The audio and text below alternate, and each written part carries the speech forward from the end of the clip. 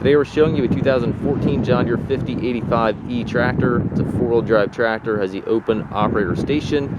Tractor has just under 700 hours on it. It's a very clean tractor. It is a pre-def tractor. It does not require the def. The engine will regen, but does not require def. And again, has very low hours, just under 700 hours. Has the front weight carrier on it. Paint's in nice shape on the tractor. Tires are good. Steps on both sides of the operator station. Has the foldable rollover bar. Extendable 3-point arms. Top link and drawbar are both with the machine. Has the dual remotes back here. Rear work light. You're in the market for a nice open station tractor. Certainly well worth a look here.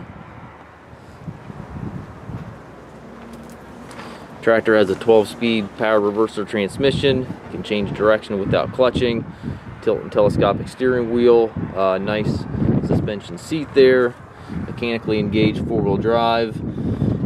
And your transmission 3-point PTO controls all located to the right there. Also does have the loader joystick, so if you want to add a loader to this tractor, you certainly can do so. It does have that hydraulic control already on it.